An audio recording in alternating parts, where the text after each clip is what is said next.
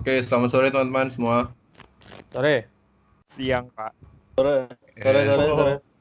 Teman-teman yang udah gabung ya. Jadi sore ini kita bakal ngebahas ini sebenarnya PPT yang buat Mas Lucky ya. Jadi judulnya itu Macron versus Everybody. Jadi sore ini kita bakal diskusi dikit nih soal bagaimana Macron ini statementnya yang kemarin itu yang katanya melukai banyak umat Muslim di seluruh dunia, gitu deh intinya gitu kan. Awalnya aku baca dikit ya. Ceritanya ini berawal dari majalah satir yang bernama Charlie Hebdo. Nah, Charlie Hebdo ini kan kalau kita tahu kan Nabi Muhammad ini kan, makasih ya Mas Luki ya. Ya. Nabi Muhammad ini kan katanya nggak boleh digambar, namun si Charlie Hebdo ini malah bikin karikaturnya nih. Nah, jadi ada seorang guru namanya Samuel Paty, dia ini menggunakan karikatur Nabi Muhammad sebagai bahan ajaran tentang kebebasan berpendapat. PT ini sebenarnya tahu dia ini sebenarnya menyinggung anak muridnya yang beragama Islam. Jadi dia kemudian mempersilahkan murid-muridnya tersebut yang beragama Islam untuk boleh keluar agar tidak tersinggung. Tapi tetap aja ada yang nggak terima. Akhirnya beliau dibunuh pemuda Muslim. Cehnya pada tanggal 16 Oktober karena gunain karikatur Nabi Muhammad sebagai bahan ajaran. Kemudian statement datang dari Macron nih. Macron ini bilang kalau kasus ini ada kasus terorisme. Dan kemudian Macron bilang bahwa Islam adalah agama yang lagi mengalami masa krisis. Media juga kemudian menggambarkan kalau Macron ini adalah anti-Islam dan menganggap Islamisme ini ngancam prinsip sekularisme Prancis dan kebebasan berpendapat yang dianut Prancis gitu.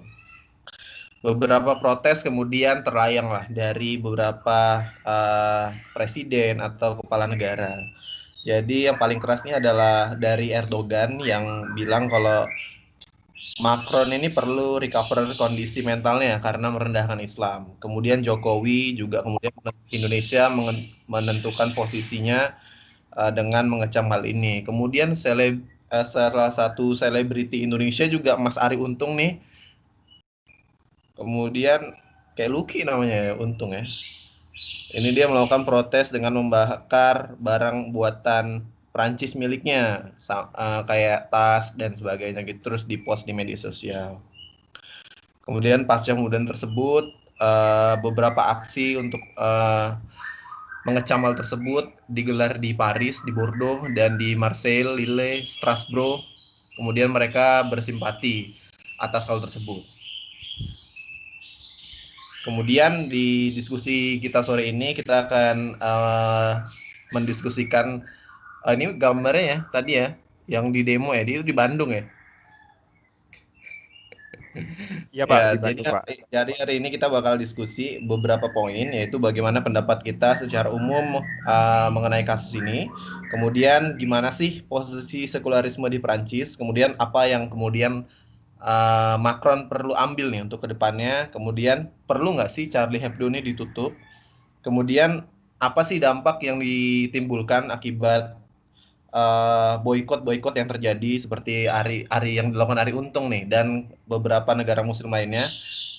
Kemudian yang terakhir, apakah pernyataan atau posisi Indonesia ini dalam menangani kasus ini itu tepat atau enggak? Jadi langsung aja teman-teman, aku buka sesi diskusinya. Mungkin bagi teman-teman yang punya pendapat akan hal ini, tapi sebelumnya ini kita mau berapa lama teman-teman diskusinya? Mas Irfan biasanya ini yang mengatur. Oh, ini aja. Kan karena kita temanya podcast ya, jadi ngalir aja. Ngalir aja gini.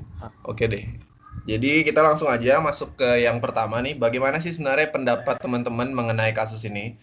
Mungkin silakan yang ingin berpendapat langsung aja. Mau siapa duluan terserah. Silakan. Lucky dulu. Ya, Fanboy Lucky. Macron. fanboy. Bentar. Ya. Oh ya udah. Ya, silakan Lucky. Loh, aku dulu. Ya. Yang pertama ya. Ya. Oh, ada Dwiki. Halo Dwiki. Welcome to our podcast. Baru tahu aku. Ya, terima kasih. Dari saya dulu ya. pendapat saya secara umum mengenai kasus ini. Barangkali nanti bisa kalian tambahin lagi. Kalau aku memandang ini sebenarnya adalah sebuah sebuah nggak ketemunya antara nilai-nilai yang ada di Prancis dengan nilai yang dipunyai oleh si kelompok imigran gitu. Kita tahu Perancis ini negara yang cukup sekuler, bukan cukup sekuler, bahkan bisa dibilang kalau menurut saya dari apa yang saya lihat Perancis itu negara yang paling sekuler bahkan. Kita lihat di Turki nggak segitunya, bahkan ya, agama cukup kental di Turki. Jerman pun begitu. Kalau kita lihat di Jerman, Merkel itu kan dari partai Kristen, CDU Christian Democratic Union kalau nggak salah. Pokoknya punya ideologi Kristen, tapi Jerman sekuler, tapi nggak sesekuler Prancis. Artinya Prancis ini bisa dibilang cukup ekstrim lah. Barangkali nanti kita bisa diskusiin gimana sekulerisme di Prancis ini di pertanyaan selanjutnya. Tapi itu intinya Prancis ini dalam segi sekuler ini cukup ekstrim lah, bisa dibilang cukup paling sekuler. Andai kata ada ratingnya 1-5, Prancis ini barangkali ada di voice kita tak kasih rating 4,7 1-5 itu Prancis. Dan sekularisme ini kan opposite dengan nilai agama, sedangkan imigran yang datang dari Timur Tengah, dari Afrika, dan bahkan si Pati itu dari Czechnya. Di Czechnya itu banyak ada kelompok orang ya, beberapa orang di sana itu punya paham Wahabi. Jadi itu paham yang cukup keras juga, cukup fundamental, dan cukup keras. Dan tentunya kalau misalnya mereka membawa itu ke Prancis gitu, itu jadi problem. Dan di sini nggak ketemu antara nilai-nilai Prancis dan nilai imigran gitu. Prancisnya nggak bisa menerima nilai imigran begitu aja, di sisi lain imigran juga kaget sama nilai-nilai Prancis. Kok Prancis kayak gini? Kok Prancis sangat opposite sama agama? Bahkan di Prancis itu pernah ada aturan kalau atribut agama itu sebenarnya nggak boleh dipakai di ruang publik. Walaupun secara praktek itu di Prancis tetap ada aja orang pakai atribut agama. Kalau misalnya pakai burka, pakai hijab, walaupun banyak yang nggak senang juga, tapi tetap kayak gitu. Dan secara umum aku memandang masalah ini kan yang jadi masalah kan statement Macron. Kalau dari sisi Prancisnya, of course masalahnya itu aksi terorisme sendiri. Sedangkan kalau dari sisi negara-negara muslim ini masalah dari pernyataan statement Macron. Aku melihat Macron ini lebih aku kenal Macron sejak 2017. Dia sebagai orang yang cukup sentris, nggak kanan, nggak kiri. Dia orang yang cukup sentris, dan kalau dibilang dia anti Islam, aku juga nggak bilang dia anti Islam gitu. Dia bahkan defend, bukan ya. Dia cukup moderat lah. Dia nggak melihat Islam, tapi di sisi lain nggak memusuhin nggak nggak memusuhin Macron juga. Ya kecelek gitu. Kecelek terlebih kecelek aja kayak Pak BTP. Dia nggak bermaksud mencela, tapi kecelek gitu. Akhirnya lebih kelihatan kayak mencela agama muslim gitu. Saya pikir itu sih. Jadi intinya tidak ketemunya antara nilai-nilai yang dibawa imigran sama nilai-nilai Prancis, dan juga masalah Macron ini saya pikir kecelek. Thank you. Oke, terima kasih Mas Lucky atas pendapatnya. Jadi yang tadi disampaikan Lucky mungkin bisa ditanggapi juga oleh teman-teman. Mungkin teman-teman yang menambahkan atau punya sudut pandang lain, dipersilakan. Oke, aku langsung selanjutnya aja. Mungkin dari Wiki baru datang ke acara ini ya, acara apa ini juga nggak tahu. Silakan Dwiki menjelaskan mungkin cerita-cerita dikit soal Macron tuh. Silakan. Oke. Aku ini sedikit ya. Sepengetahuanku gitu. Sebenarnya kalau aku ngelihat isu ini sendiri itu lebih ke apa ya? Lebih ke mispersepsi antara kubu barat dan juga timur di sini, yang mana kayak kalau kita kelompokkan gitu ya. Ya kalau kita bilang kubu barat ya mungkin Perancis dan negara-negara Eropa ataupun Amerika Utara, sementara kubu-kubu timur lebih ke negara-negara atau kelompok-kelompok muslim gitu.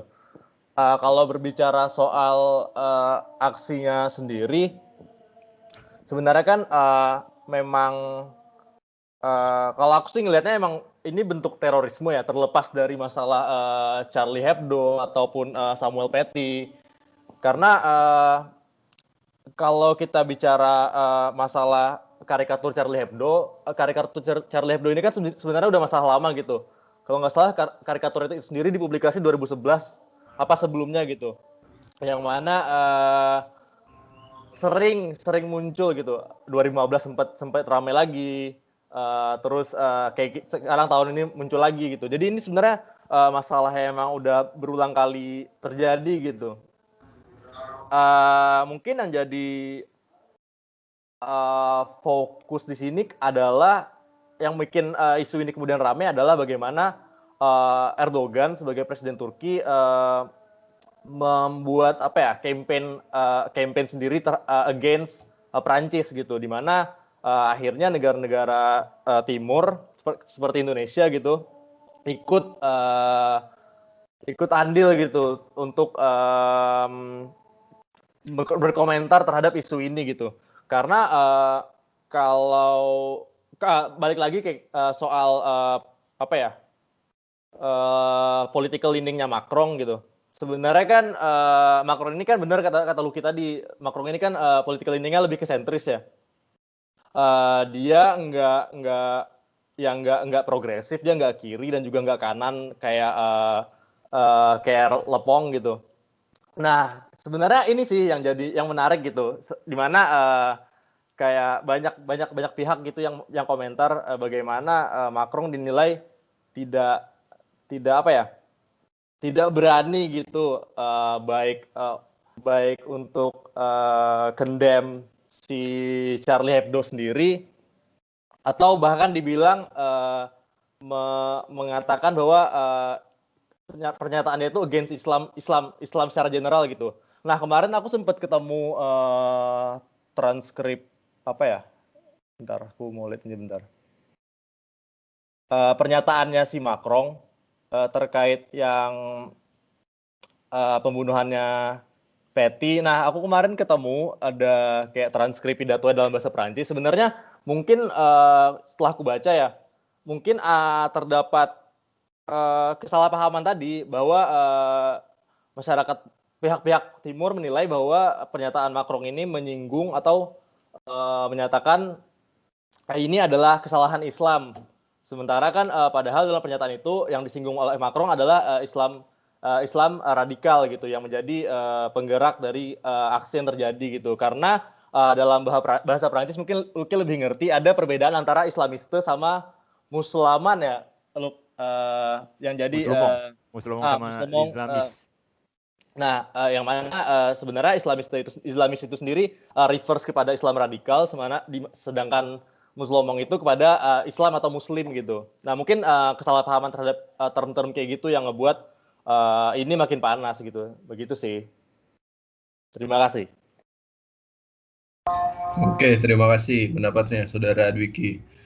Tadi Dwiki menyampaikan sedikit tentang adanya mispersepsi antara kubu barat dan timur. Kemudian apa yang dilakukan Erdogan dengan membuat campaign against Prancis ini juga mempengaruhi negara-negara timur lainnya seperti Indonesia, dan diikuti juga oleh beberapa tokoh-tokoh di Indonesia gitu sih.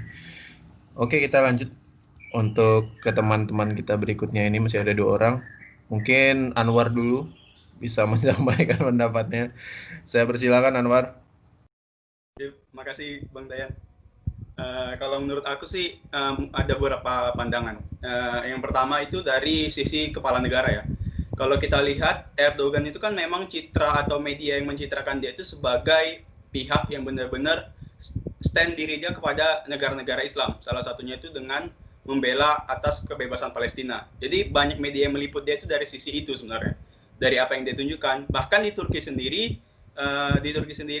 kemudian saya punya teman orang Turki itu dia bilang bahkan dia sama sekali tidak ingin membicarakan tentang Erdogan di publik. Itu karena katanya dia takut akan hal kekuatan personal Erdogan itu sendiri. Kalau di Turki sendiri ya, saking kuatnya Erdogan ini di Turki itu sendiri. Kemudian juga Vladimir Putin dari Rusia mengatakan bahwa di Rusia tidak ada sama sekali yang tidak menerima akan Islam.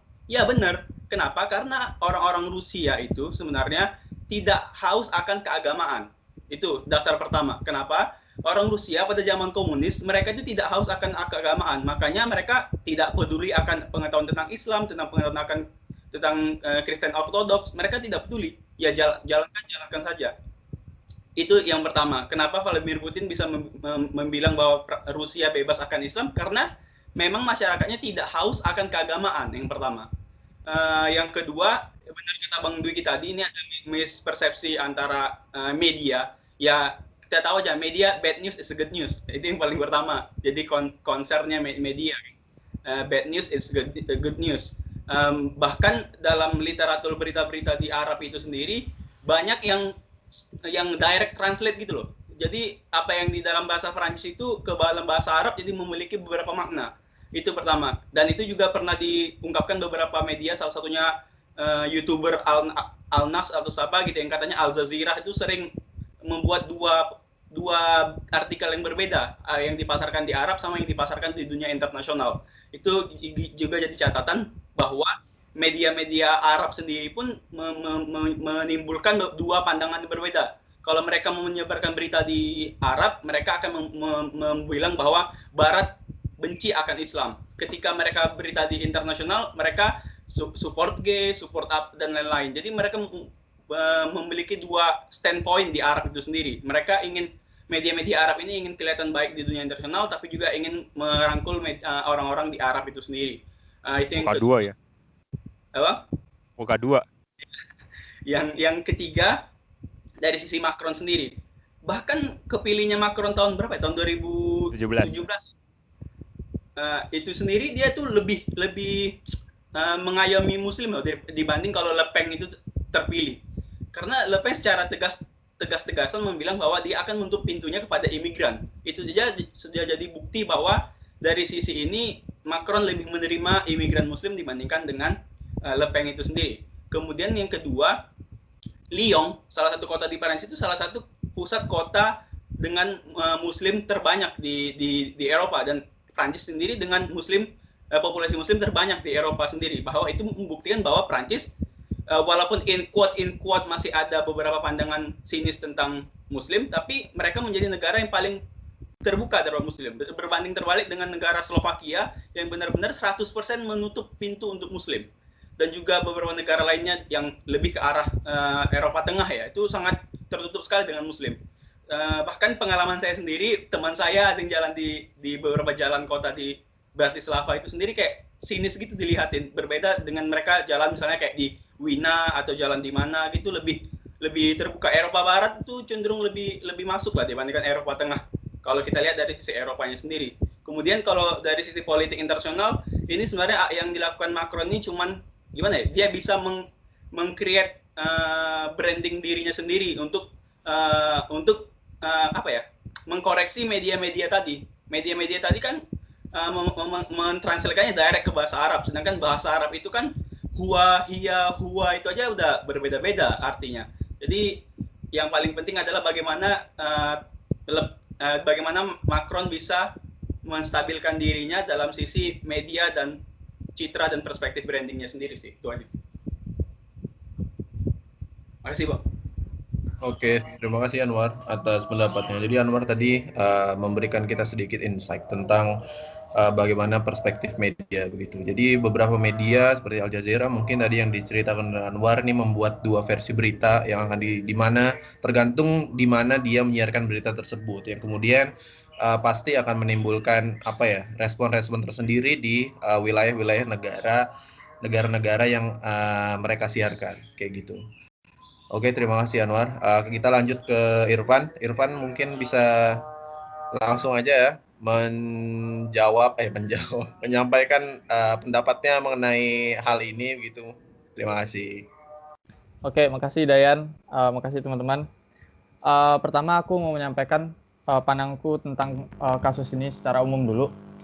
Kalau menurutku di sini tuh ada 2 masalah penting. Yang pertama itu adalah pernyataan dari Presiden Prancis Erdogan sendiri yang mengatakan bahwa Islam itu sebagai agama yang dalam masa yang krisis ya, gitu ya, kurang lebih kata-katanya begitu. Cuman beberapa waktu yang lalu sebenarnya Erdogan sendiri juga udah menyampaikan klarifikasi dengan membuat sebuah video yang kemudian tayang di media-media di YouTube segala macam, di media-media mainstream. Sebenarnya udah diterangkan kalau sebenarnya yang dimaksud Erdogan itu adalah Islam ekstremis, cuman memang disalahartikan oleh beberapa Muslim ya, kaum Muslim ya. Tadi kalau Diki nyebutnya antara Barat dan Timur, kalau menurutku langsung aja Barat dan Muslim kali sebenarnya. Dan juga masalah yang kedua ini adalah tindakan terorisme yang ini terhadap PETI. Nah itu ya bagaimanapun aku juga against gitu loh, tindakan-tindakan yang berujung kepada kekerasan, walaupun sebenarnya memang di dalam Muslim menggambar karikatur Muhammad itu sebuah sesuatu yang kalau bisa jangan gitu loh. Karena ada pendapat ulama yang mengatakan bahwa menggambar menggambar Nabi itu adalah tindakan yang tercela. Namun terlepas dari itu, aku juga sempat baca di di Twitter. Sebenarnya gambar-gambar Nabi itu juga sebenarnya udah banyak sebelumnya. Tapi konteksnya di sini adalah Charlie Hebdo ini menggunakan karikatur Nabi Muhammad ini adalah sebagai untuk kritikan gitu. Cuman tetap tidak bisa diterima oleh kaum Muslim yang menganggap itu adalah tindakan yang tidak tidak menghargai kaum Muslim gitu. Nah, jadi secara umum kasus ini sebenarnya yang kalau pernyataan Erdogan itu mungkin kesalahpahaman media yang mentranslatekan bahasa Prancis itu tadi. Nah, tadi ada juga kaitannya sama Anwar tadi bilang kalau media-media Arab itu juga suka kadang tuh membolak-balikan fakta dan juga membuat 2 versi berita, yaitu Al Jazeera. Beberapa waktu yang lalu itu ada seorang YouTuber namanya Nusair Yassin. Teman-teman pasti follow, kebanyakan kayak follow deh. Ini Nas Daily. Nah, jadi itu dia tuh dianggap sebagai duta Israel mungkin. Jadi memperbaiki citra Israel melalui video-video dia gitu. Nah, untuk kemudian masalahnya ini PETI yang tadi yang dibunuh itu tadi, kalau menurutku itu adalah hasil dari ketidakmampuan, mungkin aku bilangnya ketidakmampuan Macron ya, untuk meredam prinsip ini tadi prinsip legalite, liberté yang ada di Prancis tadi, di mana Prancis sendiri adalah negara yang liberal dan juga tidak akan membatasi kritik begitu. Jadi di sini tuh tidak ada batasan sense of risk-nya begitu. Jadi ya bebas aja. Jadi karena kebebasan dari liberté itu tadi tidak bisa menangani atau membatasi sense of risk dari tindakan dari Charlie Hebdo itu sendiri begitu. Mungkin itu dulu. Kalau dari Mas Yanto gimana? Anda kenapa nanya moderator, tidak sopan ya? Oke, aku as general aja kali ya teman-teman ya. Tadi teman-teman telah menyampaikan beberapa perspektif lah, mulai dari Dwiki antara mispersepsi antara kubu Barat dan Timur, kemudian Anwar menyampaikan tentang perspektif media, Irfan juga menjelaskan tentang prinsip liberté, gagalan prinsip tersebut. Kemudian Lucky tadi juga ya sedikit menjelaskan tentang sebenarnya apa sih yang terjadi di Perancis sendiri. Jadi tadi secara garis besar mungkin teman-teman sudah mulai menemukan salah satu topik awal ya. Sebenarnya latar belakang dari pembicaraan kita ini tentang awalnya sih bagaimana sih sebenarnya permasalahan ini muncul, kemudian respon apa yang terjadi, kemudian bagaimana media melakukan atau menyuarakan statementnya di berbagai region kayak gitu. Makasih ya Irfan ya. Irfan tadi mohon maaf guys, tadi Irfan salah menyebut ya Presiden Perancis itu namanya Erdogan. Irfan salah tadi. Maaf, maaf. Salah ya Pak ya. Tukar Maksudnya Macron. jabatan. Oh, Tukar jabatan. kamu ini. Jangan FPI terus kamu. Oke teman-teman, jadi kita lanjut aja ke poin berikutnya. Sebenarnya bagaimana sih posisi sekularisme di Perancis ini, teman-teman? Jadi mungkin teman-teman yang punya fokus ke Perancis, seperti Lucky atau Dwiki gitu, kayaknya bisa sedikit memberikan point of view-nya lah terhadap bagaimana sebenarnya situasi dan posisi sekularisme di Perancis. Oke teman-teman, siapa yang mau beropini duluan? Saya persilakan. Dwiki atau aku dulu? Monggo Luk. Waduh, Dwiki. Dwiki apa Lucky? ya udah. Monggo lu Lucky. katanya. Ya udah. Kalau kita ngomongin sekularisme di Prancis, ya sekularisme itu salah satu prinsip yang penting ya, yang bersejarah lah. Yang sejarahnya itu panjang, Pak. Sekularisme itu udah mulai kelihatan gelagat-gelagatnya. Mungkin aku nggak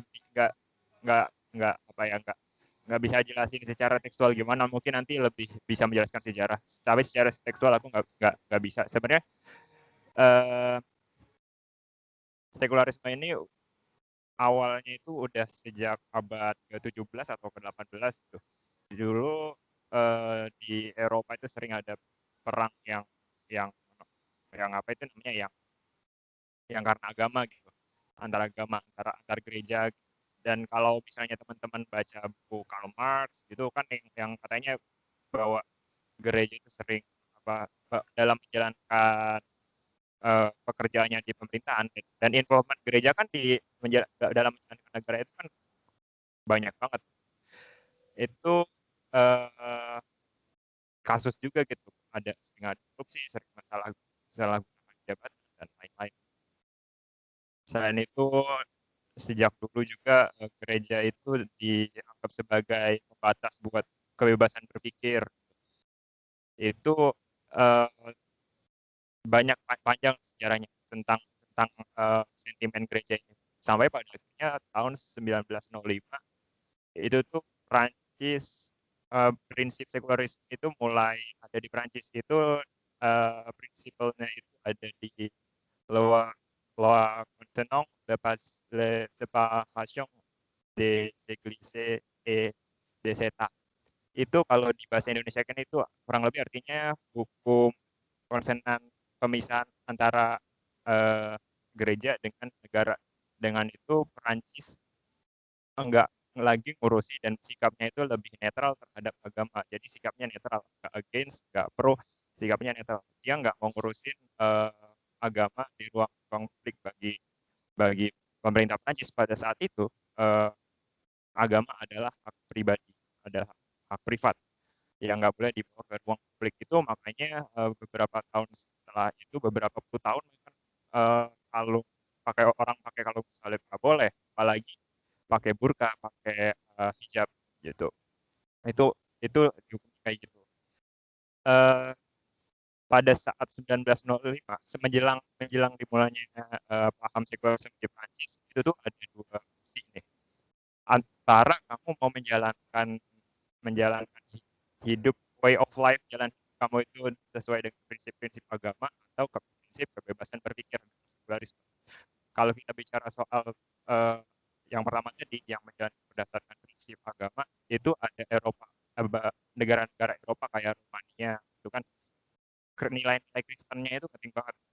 Nilai Kristennya itu kuat banget gitu. Kayak negara Rumania Terus kalau Prancis ini sebaliknya, dia memilih kebebasan berpikir. Itu juga sih yang menjelaskan yang menjadi faktor kenapa di Prancis itu banyak filsafat yang terkenal gitu kayak Simone de Beauvoir atau Sartre. Itu bacanya gimana sih? Aku nggak begitu lu Sartre. Itu tuh kalau kalau kalian baca bukunya atau baca-baca pemikirannya itu kan cukup banyak banyak sekali nilai-nilai atau paham-paham yang sebenarnya opposite dengan agama, opposite dengan agama gitu. Kayak misalnya kalau kalian baca The Beauvoir itu bagaimana posisi wanita dalam dalam dalam dunia gitu, dalam dilihat wanita itu eh, dari dari agama yang udah saya pelajari itu berbeda lah nilai dengan paham The Beauvoir sama The Beauvoir sama eh, sama itu yang menjelaskan kenapa di Perancis kenapa banyak sekali filsafat yang terkenal itu juga barangkali faktor kebebasan pikir yang notabene itu tuh eh, bahwa ada yang membentuk itu tuh juga apa itu sekularisme gitu. Nah, tapi walaupun saya bilang tadi Perancis itu dalam dalam sekularisme itu sikapnya netral ya terhadap agama, tapi banyak juga miskonsepsi dari orang-orang Perancis itu sendiri. Mereka sebenarnya kan netral nih, tapi banyak sekali orang yang menganggap bahwa eh, state atau agama itu opposite dengan sekularisme, padahal kan sebenarnya enggak. Itu sebenarnya yang jadi masalahnya Prancis ini bisa dibilang yang menjalankan sekularisme paling apa ya paling ekstrim itu ya Prancis gitu. Makanya saya bilang tadi kalau rating sekularisme di Prancis itu 1 sampai 5 barangkali 4,7. Itu kalau sekarang barangkali kalau 5 menjalankan sekularisme itu sekularismenya di Prancis seperti itu. Dan yang jadi masalah lagi di Prancis ini sekularisme itu seringkali jadi dibawa-bawa ketika ada masalah kurang lebih kayak kayak Pancasila kalau ada Indonesia ada masalah gitu. Pancasila yang kait-kaitin. Begitu juga dengan sekularisme. Eh, apa itu dengan masalah terorisme ada masalah fundamentalisme itu isu mulai kita kan negara sekularisme pada sekularisme itu bagi saya yang orang Prancis itu tuh bukan hal yang opposite dengan Islam gitu. Itu hal sifatnya yang netral gitu, nggak campur. Dan itu sih jadi masalah. Sebenarnya saya banyak bilang apa lagi? Kurang lebih kayak gitu. Dan barangkali nanti kalau saya kepikiran nanti ngomong lagi. So far gini dulu. Thank you, Daya. Ya, terima kasih pendapatnya Lucky. Lucky tadi ngomongin soal pemisahan gereja dan negara pada tahun 1902 dan beberapa tokoh 05 tentang awal dari pemisahan antara negara dengan pemisahan gereja atau agama secara umum. Gereja, Nah, karena di Prancis kan gereja. Nah, gereja ya. Jadi tadi Lucky telah menyampaikan tersebut. Mungkin nanti bisa ditambahkan oleh Dwiki duluan aja. Dwiki dulu, baru nanti mungkin Anwar atau Irfan. Terima kasih. Silakan Dwiki. Boleh aku masuk ya? Sebenarnya singkatnya kalau aku sih ngeliatnya gini. Pertama kan kita memahami gitu kan bahwa sekularisme itu adalah pemikiran di mana pemerintahan itu terlepas dari intervensi agama, dalam hal ini gereja gitu. Nah, laïcisme ini atau laïcité itu kan bahasa Perancis kan terhadap sekularisme. Tapi kalau aku sih ngeliatnya laïcisme ini bakal lebih mudah dipahami ketika kita menganggap bahwa laïcisme ini memandang sekularisme dalam hal yang ekstrim seperti kata Lucky tadi pasca diterapkannya hukum pemisahan gereja terhadap pemerintahan tahun 1905. Kayak masyarakat itu dilarang menggunakan salib, dilarang menggunakan hal-hal yang mengekspos dirinya itu adalah seorang pengikut agama tertentu gitu. Sebenarnya bisa dipahami sebagai hal yang kayak gini. Kayak gitu. Jadi sebenarnya masalah ini gitu, kayak kalau kita mau melihat dari pandangan terhadap sekularisme dan agama gitu, sebenarnya ini kan kayak masalah yang udah lama ya gitu, kayak ya kalau di dunia Islam gitu kita bisa lihat Islam fundamentalis menolak sekularisme gitu. Dan itu kan udah terjadi di mana-mana gitu. Di Indonesia juga ada kasus-kasus kayak gitu di era Timur Tengah gitu. Dulu waktu revolusi Iran, revolusi Islam tahun 79 di mana kayak gitu. Hal-hal kayak gitu tuh udah terjadi. Kalau aku ngelihat ini mungkin kayak masalah dibunuhnya Samuel Paty, karikatur Charlie Hebdo itu adalah apa ya?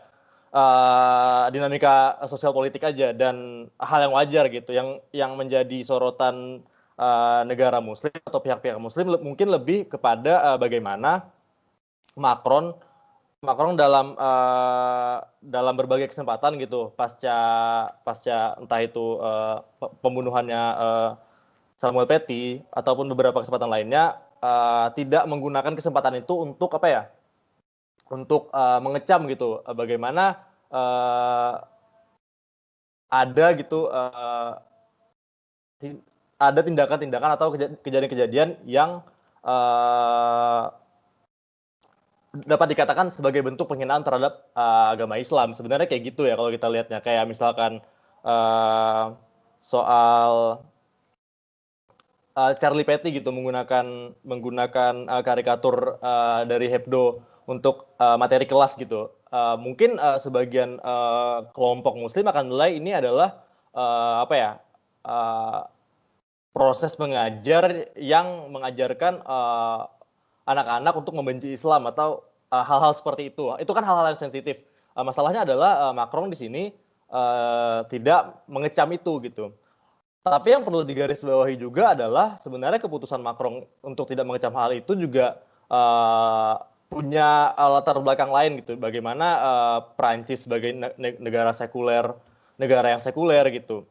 Hal-hal ini sebenarnya kan yang di-undermine oleh banyak orang gitu.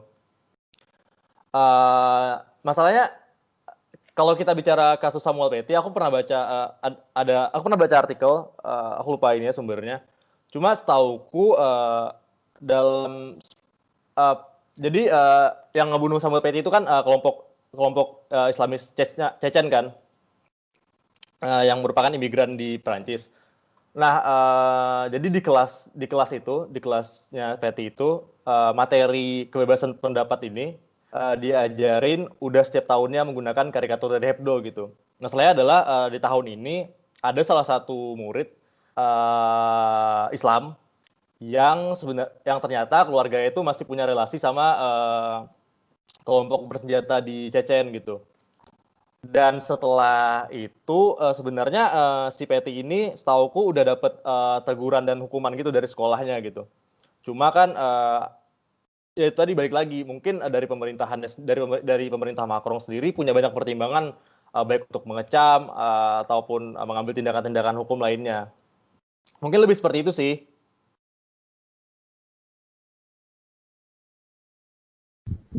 Oke, makasih Dwiki. Dwiki tadi sedikit menyampaikan pendapatnya mengenai sebenarnya mengapa kalau dari perspektif negara-negara Timur tadi, bagaimana kemudian Macron ini tidak menggunakan kesempatannya untuk dapat mengecam hal-hal yang telah muncul di masalah kayak masalah sekularisme itu tadi. Jadi sebenarnya hal-hal seperti itu harusnya bisa digunakan Macron untuk mengecam perbuatan-perbuatan yang mungkin menghina agama tertentu.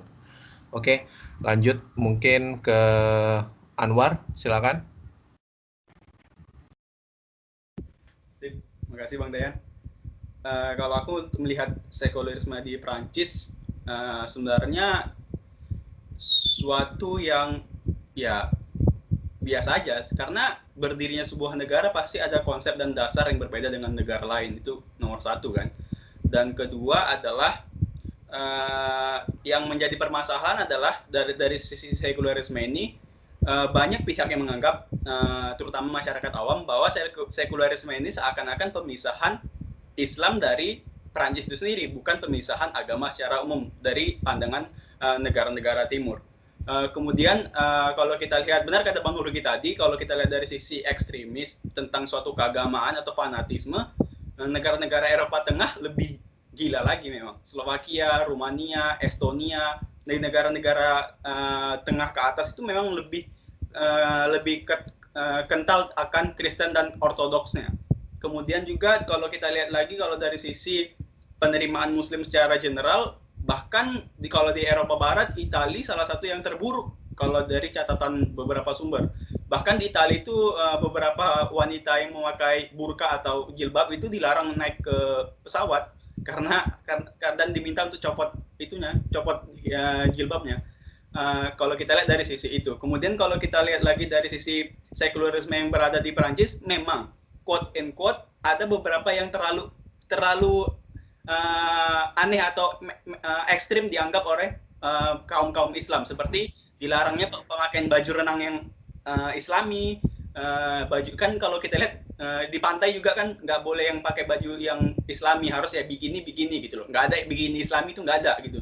Baju renang Islami itu nggak ada. Kalau dari sisi ekstremis Prancis kayak gitu, sekularisme itu yang dilihat itu terlalu mainstream. Kenapa hal-hal kayak gini tidak boleh di publik? Itu yang menjadi pertanyaan beberapa pihak kan. Kemudian juga kalau kita lihat dari sisi Perancis selama ini sendiri, kalau melihat dari kasus yang pemenggalan ini, memang ada misleading antara penyampaian Macron dengan media-media yang meliputnya. Kemudian mungkin jalan satu-satunya dalam menyelesaikan masalah ini adalah bagaimana Perancis bisa mungkin tidak merubah, tapi bagaimana mereka bisa mentransformasikan beberapa nilai ke dalam nilai sekularisme mereka, seperti tentang wajah seorang nabi atau siapa itu mungkin bisa ditransformasi, bukan harus dirubah dari pandangan sekularisme tadi. Kemudian kedua, bahwa di Perancis sendiri kan kalau kita lihat mungkin banyak yang nilai bahwa Perancis itu susah untuk beribadah atau enggak juga gitu loh. Bahkan di Lyon, Montpellier, Strasbourg, terus kota-kota pinggir selatan yang dekat pantai itu juga banyak yang muslimnya juga gitu. Terus pengalaman aku sana juga banyak kok yang pakai jilbab gitu loh. Ada dua, ada yang pakai jilbab yang benar-benar muslim, tapi ada juga pakai jilbab yang mereka begging atau meminta-minta gitu loh. Dan kebanyakan itu bukan muslim. Jadi itu permasalahannya. Banyak juga yang mencitrakan muslim ini sebagai yang pakai jilbab juga sebagai orang yang minta-minta. Itu yang pertama di Eropa sendiri. Makanya citra orang yang pakai jilbab itu semakin buruk di itu sih. Karena itu sebenarnya kalau teman-teman tahu itu adalah kalangan gypsy atau orang-orang gypsy pada Romania zaman dahulu, yang mereka tidak memiliki kewarganegaraan. Makanya mereka terlempar ke berbagai negara, salah satunya Prancis dan Inggris, dan mereka meminta-minta memakai jilbab. Padahal jilbab itu memang ada di budaya gypsy, bukan berarti mereka muslim. Jadi itu sendiri yang membuat pandangan tentang jilbab ini sendiri makin buruk di Eropa. Mungkin itu dulu sih. Ya, terima kasih Anwar. Anwar tadi ngomongin tentang bagaimana pandangan orang Eropa terhadap Muslim sendiri. Tadi seperti contoh kasusnya seperti orang Gypsy tadi, bagaimana mereka dikenal sebagai orang-orang yang meminta-minta, di mana mereka sebenarnya mau menggunakan hijab, walaupun sebenarnya itu hanyalah sekedar budaya saja dan tidak menunjukkan mereka ini adalah orang Muslim. Tadi Lucky ada sedikit keinget atau apa, mungkin singkat aja, saya persilakan. Oh, singkat aja, nggak boleh panjang. Nggak boleh, ini udah sampai 1 jam nih kamu nih. Oke. Kalau kita bicara sekularisme, sebenarnya di Perancis itu sekularisme itu perlahan mulai apa ya, mulai luntur gitu. Tadi saya ingat gara-gara Anwar ngomong di Bordeaux itu nggak boleh pakai burkini itu apa? Burkini itu sebuah baju renang khusus buat orang Islam, jadi nggak menampilkan aurat gitu. Itu baju renang yang kayak itu namanya burkini. Di Bordeaux itu kalau nggak salah pernah nggak boleh, ada larangan buat nggak nggak nggak boleh pakai itu.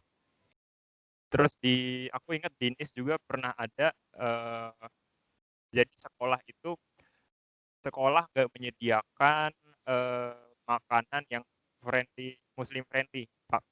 Di sekolah itu makan siangnya itu ada babinya gitu, dan di sono yang mengatur itu bilang loh, ini kan ya Perancis negara yang sekuler itu nggak ngurusin agama gitu ya. ya inilah Prancis gitu. Tapi sejak 2016 itu tuh ada sebuah gugatan di Burkini, di Nice itu FYI, wali kotanya itu waktu itu orang yang cukup kanan, yang kalau nggak salah partainya Le Pen atau siapa. Itu tuh daerah yang cukup kanan gitu. Ya kita tahu lah orang kanan itu gimana sih, cukup cukup bisa dibilang cukup dalam tanda kutip rasis kayak gitu. Tapi sejak itu ada gugatan, habis itu ya correct me if I'm wrong, tapi sejak 2016 kalau nggak salah itu Burkini mulai boleh dipakai itu, dan juga di situ perlu diperhatikan juga buat kasih makan siang tim friendly. Terlepas dari itu juga saya ngelihat Perancis dan beberapa negara Amerika juga bahkan itu tuh mulai meninggalkan prinsip sekularis, meninggalkan sih nilai-nilai sekularisme itu, lebih apa ya, lebih bisa toleran lah. Mas kenapa gini, kalau kita di Perancis itu kan banyak masalah terorisme, kekerasan yang berlandaskan agama. Di Amerika itu dulu, bahkan ini yang jadi trigger itu sebenarnya kasus 9/11 gitu. Kita tidak bisa memberikan satu poin, satu hal yang dalam suatu masalah gitu. Kalau kita bicara terorisme, kita nggak bisa boleh menafikan agama gitu. Perancis ini dari dulu kan apa ya, opposite dengan agama gitu, sangat sangat sangat bukan ari dengan agama sih, pokoknya nggak ngurusin agama gitu, kayak kayak orang Islam nggak pernah sholat gitu.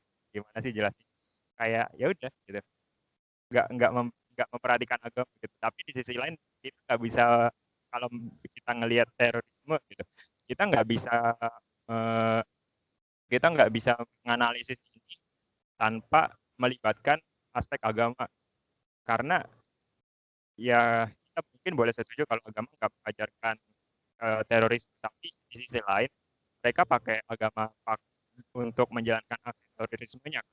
Itu sih itu sebenarnya jadi apa ya, jadi pelajaran buat kalau misalnya eh ayolah kita sedikit lihat lirik-lirik lah agama itu gimana, dan itu sebenarnya yang udah dilihat Prancis, walaupun belum belum apa ya, masih masih minim ya. Terus di sisi lain juga di Prancis itu sekarang udah ada sejak tahun 2016 kalau nggak salah itu ada FIF, saya lupa panjangannya apa, tapi singkatnya itu adalah lembaga lembaga Islam Prancis gitu kalau nggak salah, kaptennya ada di situ. Kaptennya itu FYI itu seorang rektor masjid di Lyon, jadi ya Islam yang cukup terpandang lah, dia berteman baik dengan orang, berteman baik dengan politisi-politisi yang sentris atau yang lebih modern di Prancis gitu. FIF ini tujuannya itu mereka itu buat mengedukasi, buat mengedukasi, buat mensosialisasi nilai Islam di Prancis, dan juga kalau misalnya ada imigran Muslim yang datang ke Prancis gitu.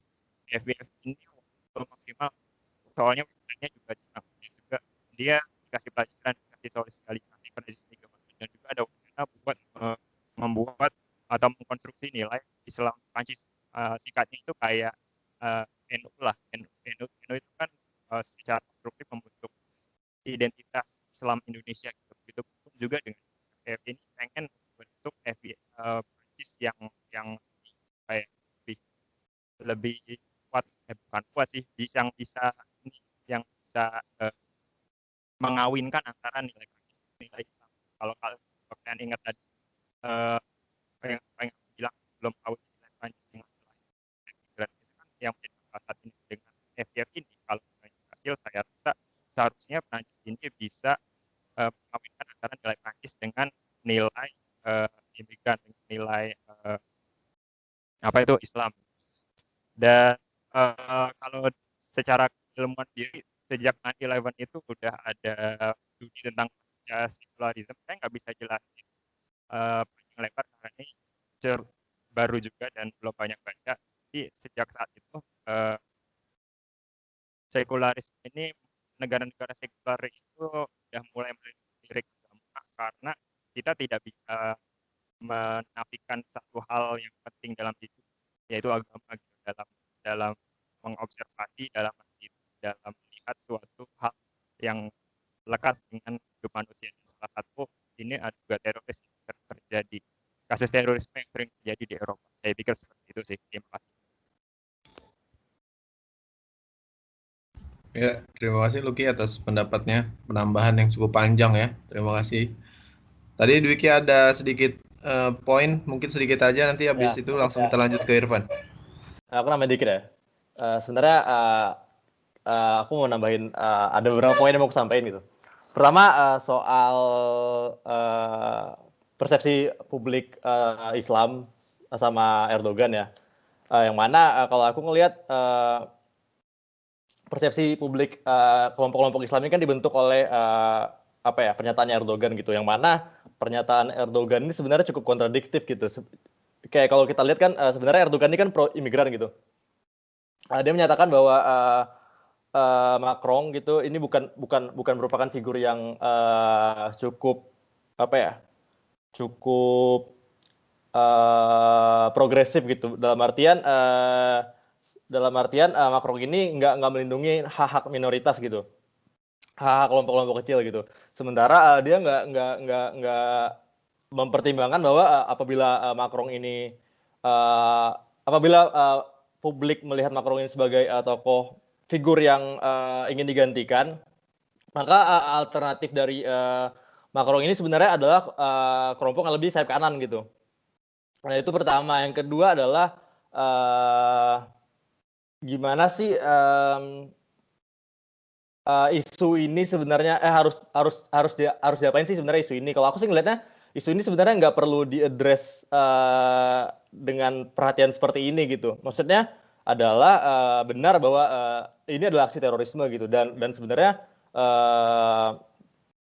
aksi terorisme ini kan sebenarnya udah emang perlu dikelola dengan baik gitu, karena emang umum terjadi belakangan ya, makin banyak terjadi gitu. Cuma yang perlu di-highlight juga adalah sebenarnya aksi ini kayak pembunuhan Samuel Paty dan aksi berikutnya yang terjadi itu yang di Notre Dame juga perlu dilihat bahwa pelaku hanya menggunakan pisau gitu.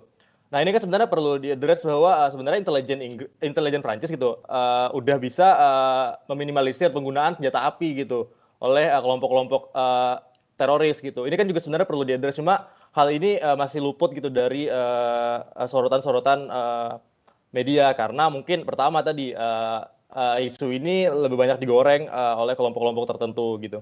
Sebenarnya itu aja sih.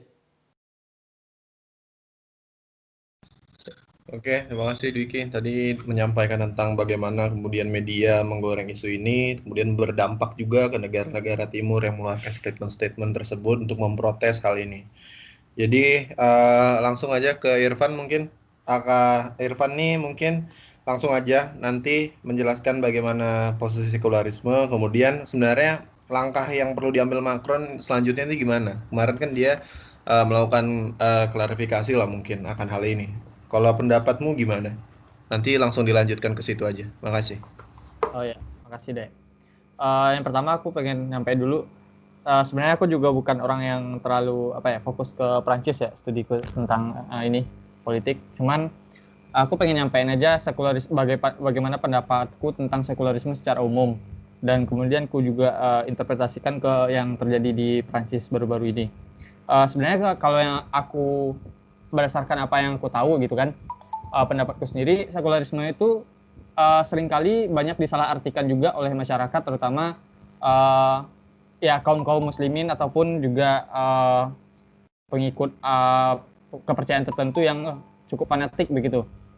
Kita lihat itu sekularisme itu lahir ketika kita memberi nama itu pencerahan ini ya, Eropa ya. Waktu itu karena Eropa itu sendiri juga gereja itu terlalu ikut andil gitu loh dalam pemerintahan di Eropa pada masa itu. Kemudian sejak adanya gerakan-gerakan memisahkan gereja dengan ini pemerintahan, banyak juga yang mengartikan sekularisme itu sebuah gerakan untuk memisahkan agama dengan kehidupan.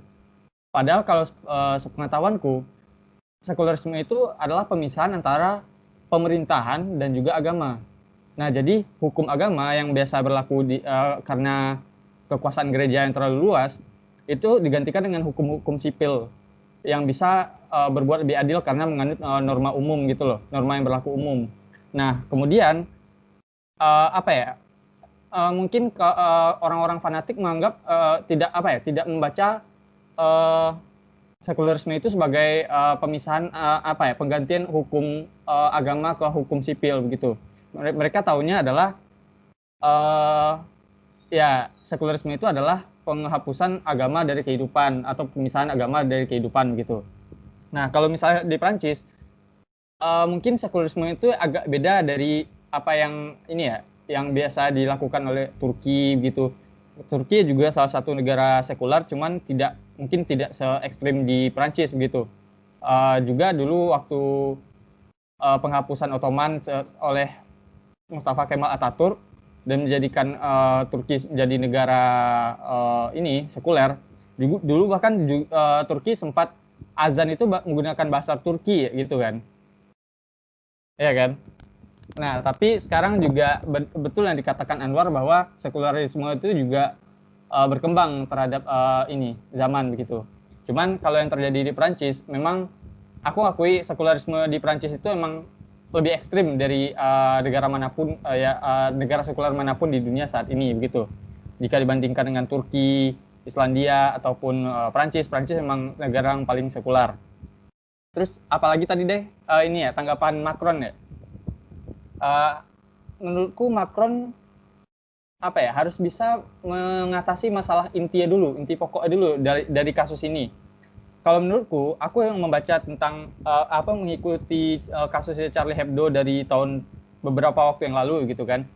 Charlie Hebdo ini tidak mendapat tanggapan yang serius dari pemerintah Prancis. Meskipun terlepas dari nilai-nilai liberté dan juga sekularisme yang dianut oleh Prancis, cuman ada sense of risk yang harus diatasi oleh pemerintah begitu. Seliberal-liberal negara, menurutku ini adalah suatu yang dibiarkan akan menjadi menghasilkan dampak yang berbahaya. Ketika kita merawat istilahnya ini konflik laten gitu kan. Nah, konflik terbuka itu muncul muncul itu nggak terduga juga. Nah, jadi menurutku juga di sini Macron dan juga pemerintahnya juga harus melihat sense of risk dari membiarkan ini tadi contoh-contoh kartun Nabi Muhammad yang dipublis secara umum oleh media Charlie Hebdo begitu. Aku terlepas dari ini ya nilai-nilai liberté ataupun sekularisme di Prancis ya. Karena menurutku ini juga masalah yang bakal menjadi konflik mungkin internasional, karena menurutku juga Uni Eropa salah satunya kebijakan ini menerima pengungsi dari Timur Tengah begitu. Ini akan menghasilkan konflik yang lebih banyak begitu. Itu aja sih.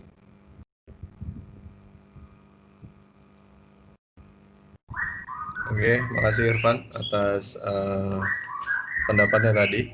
Mungkin selanjutnya nanti akan dilanjutkan aja bagaimana apa yang kemudian akan diambil Macron, langkah apa, kemudian apakah Charlie Hebdo ini perlu ditutup atau enggak. Mungkin langsung ke situ aja, saya persilakan mungkin Anwar atau Lucky.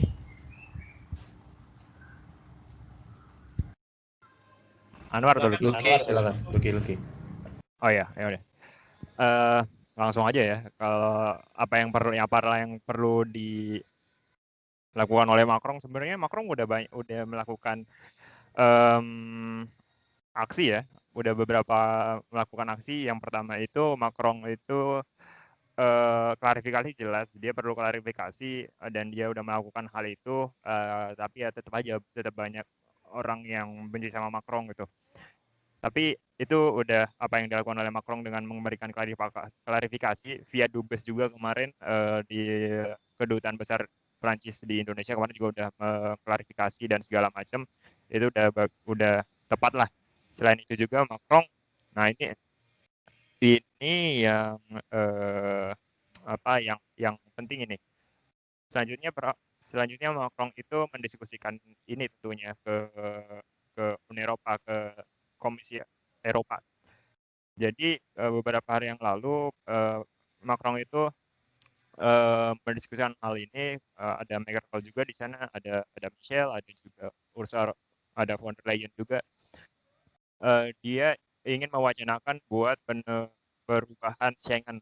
Nah, jadi nantinya kalau nanti goals mungkin tahun 2021 sejak Januari, dan sebenarnya diskusi rapatnya ini bakal dilaksanakan bulan Desember, tapi ada kemauan buat Macron ini untuk mengubah Schengen biar nanti perbatasannya itu lebih ketat lagi, nggak kayak sekarang yang terkesan borderless. Selain itu juga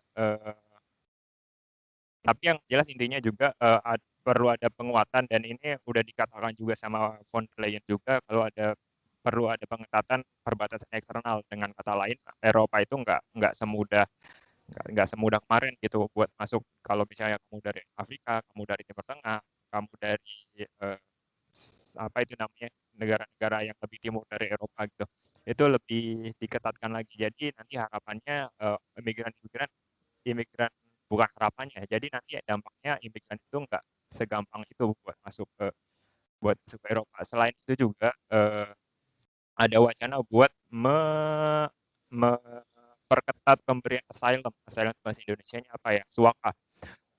Buat memperketat pemberian suaka. Ini masalah juga sebenarnya, masalah yang udah lama juga. Pemberian suaka ini jadi masalah karena apa? Di setiap negara itu tingkat kesulitannya itu nggak sama dalam memberikan suaka. Belgia gampang banget kasih suaka. Kalau misalnya imigrannya itu cuma tinggal di Belgia, yang nggak masalah juga. Tapi masalahnya dengan Schengen ini kan, si imigran ini kalau udah dapat suaka bisa kemana-mana gitu. Imigran ini bisa jadi nggak diterima, nggak dapat suaka ketika di apply di Prancis, tapi dia dapat suaka di Belgia. Ketika dia udah dapat suaka itu, dia bisa kemana-mana. Dia bisa ke Prancis, dia kerja di Prancis, dia tinggal di Prancis, dan itu masalahnya. Makanya dia pengen mengubah memperketat pemberian suaka. Dia juga pengen, yang jelas nanti saya yakin nanti perbatasan eksternal itu juga bakal lebih kuat lagi, lebih ketat lagi.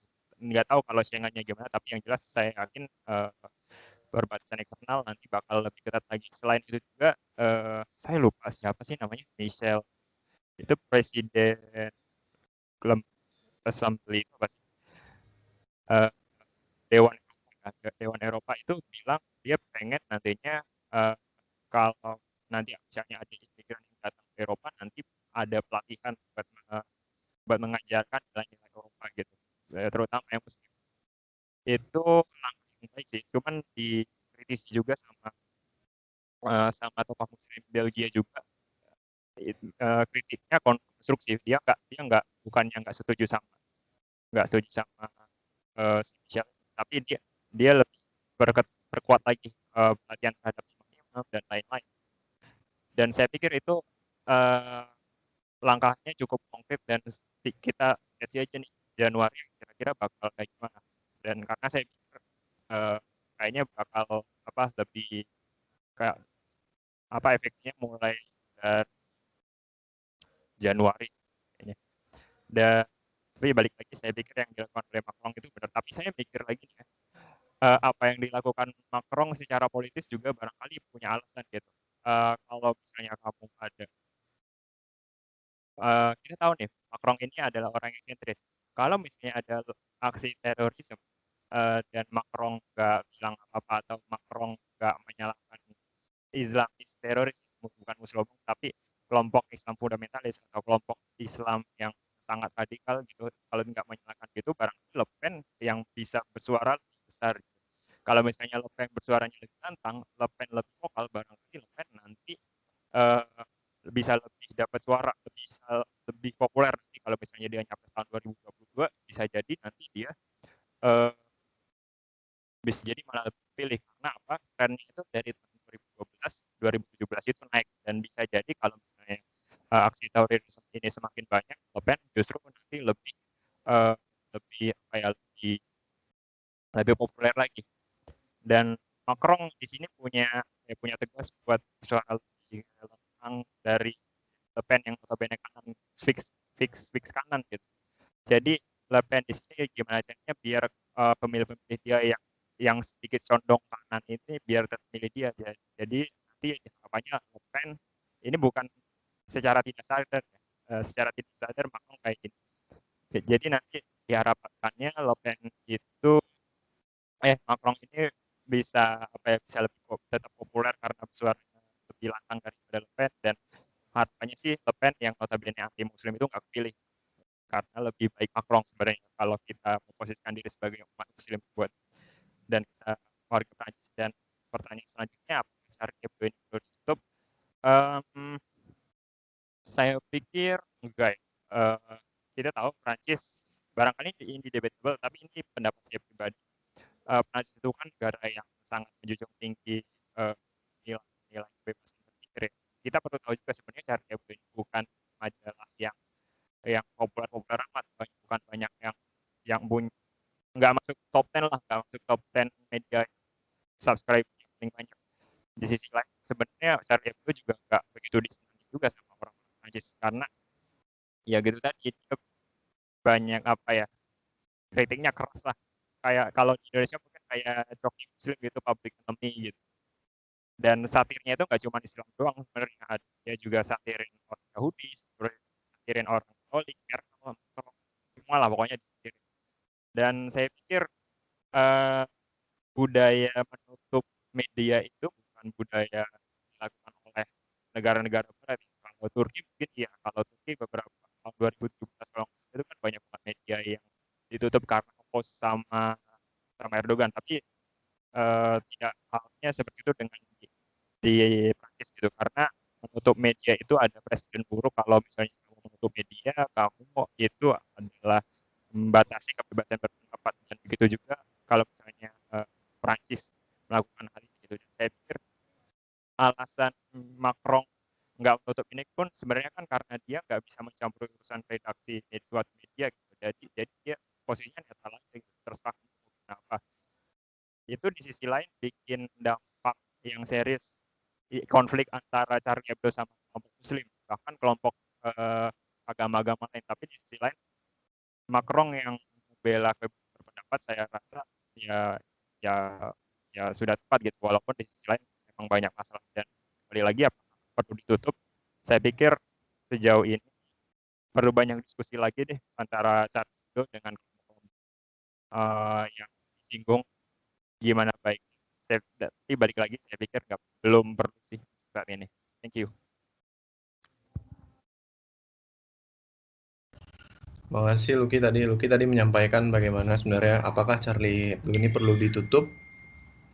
Lucky tadi beranggapan kalau ya tidak usah ditutup lah karena akan membatasi kebebasan berpendapat di Perancis itu sendiri. Mungkin selanjutnya bagaimana pendapat teman-teman yang lain seperti Anwar dan Dwiki. Saya persilakan mungkin Dwiki terlebih dahulu menanggapi apa yang disampaikan Lucky atau menjawab pertanyaan yang tadi. Saya persilakan. Ya, sebenarnya aku dikit aja nih, dikit banget. Sebenarnya masalah ini itu kan gesekan-gesekan antar spektrum politik aja ya. Dan sebenarnya tugas dari pemerintah di sini ya emang untuk mengakomodasi bagaimana kelompok-kelompok ini bisa saling eksis gitu loh, bisa koeksis satu sama lainnya tanpa adanya tindakan-tindakan kekerasan tadi. Jadi untuk itu sebenarnya ya aturan-aturan tadi emang perlu sih kalau mau ini nggak kejadian lagi, nggak terulang lagi kejadian seperti ini, nggak terulang dalam artian dengan isu yang sama gitu, dengan isu yang serupa gitu. Jadi emang perlu adanya akomodasi dari pemerintah. Cuma kalau terkait pernyataan dan kebijakannya Macron mungkin ya ada pertimbangan-pertimbangan politis lain lah, entah itu terkait pemilu ke depannya ataupun berbagai hal lainnya. Itu hanya kepentingan politis saja, begitu. Ya, makasih Dwiki. Tadi Dwiki ngomongin tentang kemungkinan adanya kepentingan politis dari Macron, kemudian mungkin ada kaitannya juga bagaimana Macron ini menyampaikan pendapat terkait nanti apakah akan mempengaruhi pemilu selanjutnya atau enggak. Mungkin saya persilakan Anwar untuk pendapatnya. dulu. Oke, makasih Bang Dayan. Kalau aku sih slightly agree dengan Bang Luki tentang cara bertindak Macron, karena otoritas tertinggi Prancis kan dia, jadi langkah politiknya ini sangat dicari oleh media sih sebenarnya dengan kasus ini. Kemudian benar kata Bang Dwiki tadi, sebenarnya kasus ini tidak harus sebesar ini kalau memang ditangani dan media menangkapnya dengan baik. Tapi kembali lagi pada konsep media tadi, quote unquote mixture antara crime and Muslim is the best mixture to making a news kan, untuk media itu sendiri. Yang pertama.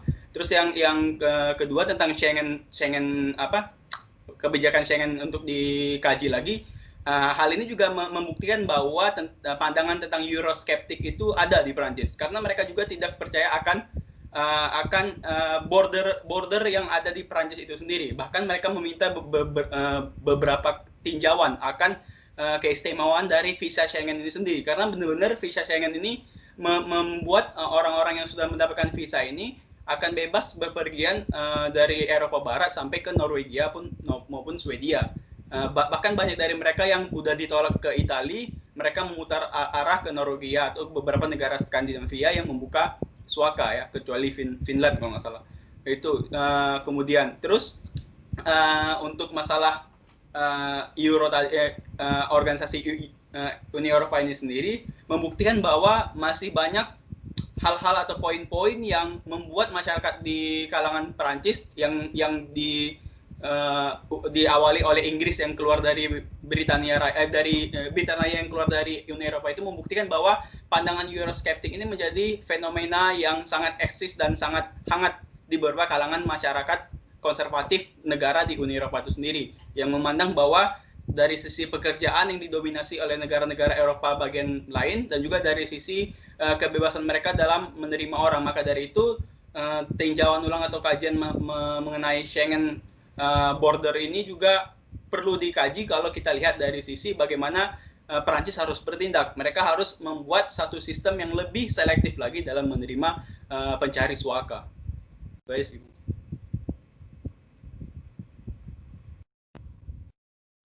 Ya, terima kasih Anwar. Tadi Anwar juga menyampaikan tentang bagaimana sebenarnya harusnya Perancis ini menerapkan kebijakan yang mungkin lebih selektif lagi terhadap penerima suaka yang di mana merupakan imigran-imigran dari negara-negara tetangga atau negara-negara lain di sekitar Perancis. Nah, kemudian kita juga di diskusi ini kita juga bagaimana sebenarnya membahas atau berdiskusi sedikit lah mengenai apa yang dilakukan Indonesia terkait hal ini begitu. Bagaimana respon masyarakat Indonesia.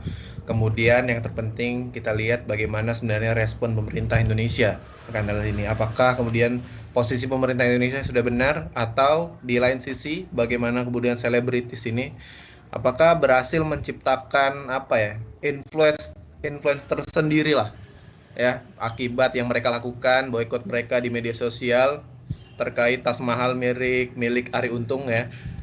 Irfan tadi udah. Charlie Hebdo belum. Oh iya. Sorry. Nanti yang pertama Irfan aja. Oke. Jadi bagaimana kemudian nanti apakah Charlie Hebdo ini perlu ditutup menurut Irfan, dan kemudian nanti berlanjut bagaimana apakah boikot yang dilakukan masyarakat Indonesia dan bagaimana posisi Indonesia menanggapi hal ini, apakah sudah benar atau belum? Mungkin nanti bisa langsung saja disampaikan. Ya, Irfan silakan. Anjay. Sekali ditanya banyak anjir. Udah kayak Pak Rudi. Oke, aku mau jawab tentang pendapatku tentang Charlie Hebdo perlu ditutup atau enggak dulu ya. Kalau menurutku berdasarkan prinsip dari liberty yang dianut oleh Prancis itu tadi, aku rasa koran Charlie Hebdo ini nggak harus ditutup, cuman harus ditegur ya. Ada apa ya? Untuk menjaga menjaga ketertiban aja menurutku. Udah ditegur Karena kemarin karyawannya dibunuhin, kan? Ya, maksudku gini. Sebenarnya kan Charlie Hebdo itu sebenarnya media massa yang kritik begitu loh. Dia menyampaikan kritik tapi menggunakan karikatur atau simbol dari ini ya, Muslim, Kristen, juga ini Yahudi gitu kan.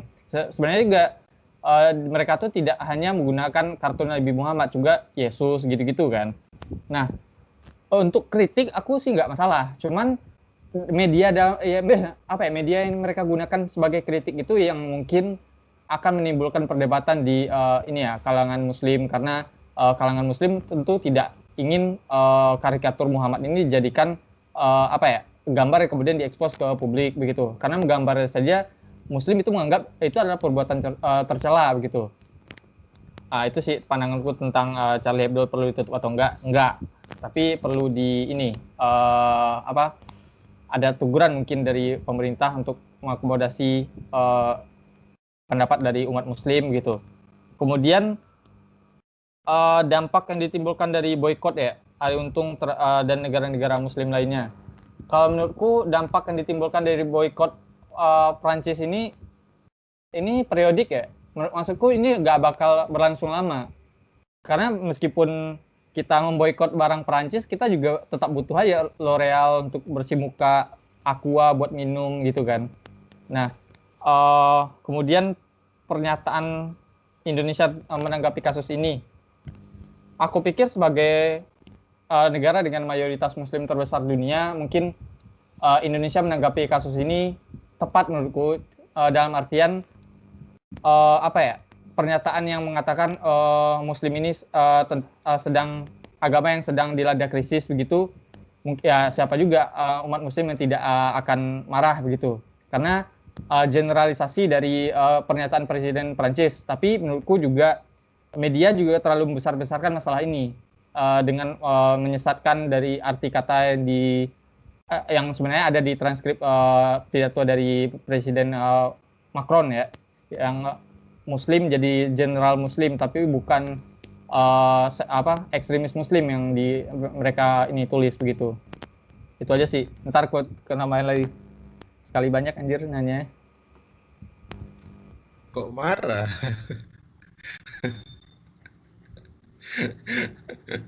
Ya lanjut, mungkin ke Lucky dulu. Bagaimana Ki? Menurutku sebenarnya boykot itu. Soalnya kemarin sempet saham Danone ini turun nih bro, gara-gara boykot tersebut. Kayaknya apakah memang sedang turun aja atau apakah terpengaruh dari boykot tersebut? Aku juga nggak terlalu ini ya ngerti bagaimana saham itu sih. Ya mungkin Lucky silakan berpendapat. Hari Kalau untung saham, ya Ki, jangan lupa di highlight. kalau saham barangkali nanti Irfan aja sih yang ngomong. Saya nggak begitu ngikutin saham juga sebenarnya. Terus apa dampak yang ditimbulkan karena boykot nih, terutama hari ini dan negara Muslim lainnya? Kalau kita ngomongin, oh ya ini sebenarnya kalau ngomongin saham itu sebenarnya eh dulu Presiden bukan ya. Sebenarnya hal kecil itu di saham itu bisa ngaruh banget sih, apalagi yang kayak gini gitu. Sebenarnya ya kalau bisa dibilang ngaruh, yang ngaruh banget gitu. Tapi aku setuju sama Irfan sih sebenarnya. Kurang lebih aku setuju sama Irfan. Kalau ini sebenarnya hal yang temporary aja gitu. Kalau misalnya boykot yang dilakukan di Indonesia pun sebenarnya nggak ngaruh-ngaruh banget juga buat Prancis, karena eh, Indonesia itu bukan market utamanya Prancis gitu. Barangkali mungkin agak lebih lebih masalah kalau misalnya di negara-negara Frankofon Afrika, kayak misalnya di Algeria atau di Maroko gitu, mungkin ada sedikit masalah. Tapi pun itu juga nggak masalah-masalah banget, apalagi ini temporary, karena sebenarnya market utama dari Prancis itu ya di Eropa gitu, bukan bukan bukan di region lain. Dan sebenarnya aku memandang boykot ini bukan aksi buat matiin ekonomi Prancis ya, sebenarnya buat unjuk rasa aja gitu, buat unjuk rasa. Kalau kamu unjuk rasa itu kamu nggak boleh ngomong dengan sopan gitu, Mas Macron kamu nggak boleh ngomong gini gitu. Tapi perlu ada aksi-aksi tindakan yang bisa dibilang dalam tanda kutip ekstrem gitu, kayak misalnya ngomongin yang jelek-jelek soal ini, bikin karikatur, terus demo dengan massa yang banyak. Terus kemarin kita sempat sempat lihat juga foto Macron injek gitu. Itu sebenarnya aksi aja sih, aksi supaya eh, Macron itu lebih mau mendengarkan aspirasi-aspirasi dari masyarakat masyarakat negara Muslim. Jadi sebenarnya kalau dibilang ngaruh atau enggak ngaruh-ngaruh apa sih, dan temporary. Apalagi yang boykot ini bukan market utama Prancis. Jadi saya pikir dari segi ekonomi mungkin ngaruhnya nggak pengaruh ya, cuman nggak banyak banget dan ini temporary. Tapi yang lebih mengekspresikan aja sih.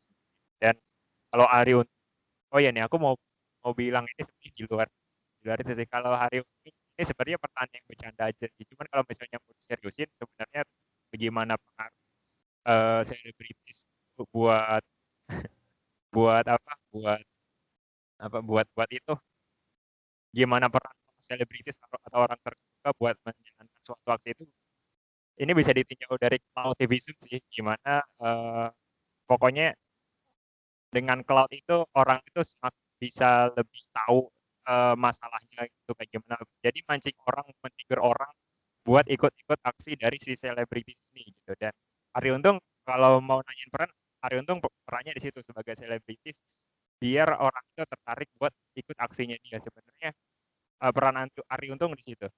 Dan mungkin peran juga Erdogan sebenarnya ya juga sih, karena Erdogan ini sebenarnya orang yang populer dalam dunia Islam.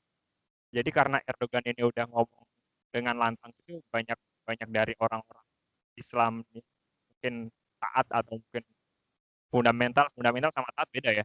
Itu tuh ikutan aksi buat boykot Prancis juga, dan itu sebenarnya peran orang yang terkenal gitu. Dengan ini kalian bisa baca lagi soal cloutivism, itu sangat terkait sama cloutivism. Ini kurang populer tapi ada bahasan. Terus apakah pernyataan Indonesia mengenai kasus ini tepat? Saya pikir sangat tepat kalau dibandingkan dengan Erdogan. Erdogan kita bisa bilang orang yang cukup antara, tapi apa yang dilakukan oleh Indonesia yang cuma statement lewat Jokowi ngomong ya kalau nggak salah Jokowi, atau pokoknya ngomongnya kalau nggak lewat Kemenlu gitu atau apa gitu. Dan saya pikir apa yang dilakukan oleh Indonesia ya formalitas aja gitu, nggak ada apa-apa gitu. Cuma pernyataan sikap aja, posisi Indonesia itu di mana banyak masyarakat Indonesia yang tersinggung. Indonesia kayak gitu aja, sangat moderat lah. Ini sebenarnya saya setuju dan sangat tepat. Kenapa? Karena sangat mencerminkan Indonesia itu sendiri. Indonesia, ya bahwa Indonesia itu negara Islam terbesar, tapi Islamnya itu ya beda dengan ada di Timur Tengah, beda dengan di Turki. Di Islam di Indonesia itu lebih moderat, lebih halus, lebih sopan, dan lebih dalam tanda kutip nggak ekstrim. Bahkan kalau kata Pak Alexis Jumadu itu Indonesia is the moderate face of Muslim. Kita itu negara Islam moderat, dan ini yang ditunjukkan dengan Indonesia yang menanggapi kasus yang ada di Prancis itu. Indonesia cuma kasih statement yang aja, statement resmi menunjukkan bahwa sikap Indonesia itu di sini dan nggak ada boykot-boykotan. Dan boykot itu sebenarnya cuma dilakukan sama kelompok kecil yang Islam ya, Islam kelompok kecil gitu. Nggak semuanya. NU kalau nggak salah apa nggak itu nggak ikut-ikutan boykot, dia juga nggak. Itu sebenarnya kan cuma kelompok-kelompok kecil, dan saya pikir apa yang dilakukan oleh pemerintah Indonesia udah sesuai aja, tepat, nggak ada yang salah. Thank you. Oke, lu, makasih. Tadi Lucky menyampaikan pendapatnya tentang bagaimana sebenarnya Ari Untung nih sebenarnya cuma ya lumayan ya menginfluence orang-orang begitu, khususnya orang Indonesia. Tapi mungkin influence yang diberikan Ari Untung nih mungkin juga pemahamannya kurang gitu. Ketika mungkin banyak orang-orang yang kemudian malah memborong produk tersebut, Bang. Malah diborong terus kemudian dibakar gitu kan. Kenapa nggak bagi-bagiin aja gitu. Tapi dan kalau misalnya kamu boykot, yang rugi kan pekerja yang di Klaten, Cuk.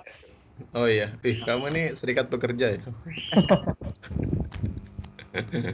Oke, makasih Lucky. Lanjut aja ke Dwiki aja dulu. Dwiki nampak udah ngantuk nih, takutnya tiduran. Oke. Ya. Aku pertama mau komentarin soal ini Irfan tadi. Sebenarnya ini emang jadi masalah yang problematis ya ketika kita berbicara terkait toleransi beragama atau kepercayaan. Yang mana kalau masalah kayak gini kan, ini kan sebenarnya bukan bagian dari apa ya? Ini kan bagian dari kepercayaan gitu. Kalau kita menganggap bahwa penggambaran sosok Nabi Muhammad adalah sesuatu yang tercela gitu kan, itu kan bagian dari kepercayaan. Sementara ada nih kelompok-kelompok yang tidak punya kepercayaan terhadap hal itu gitu. Dan ini kan nggak bisa dipaksain ke mereka gitu. Makanya kalau kita bicara terkait penutupan Charlie Hebdo sendiri merasa nggak relevan aja sih menurutku gitu. Terus aku sepakat sama Lucky tadi. Pertama soal respon pemerintah gitu. Ini kalau aku salah dibenerin ya, dikoreksi. Pertama, seingatku respon pemerintah itu adalah pemanggilan duta besar Perancis, yang mana ini korespondensi diplomatik biasa lah menurutku yang wajib dilakukan ketika ada bentuk-bentuk ada sesuatu yang emang perlu diklarifikasi gitu. Kemudian mungkin kalau nggak salah lagi ada pernyataan dari Menteri Luar Negeri terkait hal ini gitu, dan menurutku ini hal yang wajar dan nggak tahu ya ini bersifat sebagai lip service gitu. Cuma ini menurutku wajar dilakukan dan memang perlu dilakukan. Pertama untuk antisipasi respon masyarakat Indonesia gitu yang notabene mayoritasnya Muslim. Jadi sudah wajar dilakukan dan tidak berlebihan. Kemudian kalau terkait apa sih tadi? Apalagi? Oh ini yang masalah entah itu influencer ataupun kayak Arie Untung gitu. Menurutku itu benar kata Lucky, itu kayak mereka atau seperti Erdogan gitu. Mereka itu kan figur gitu, tokoh gitu.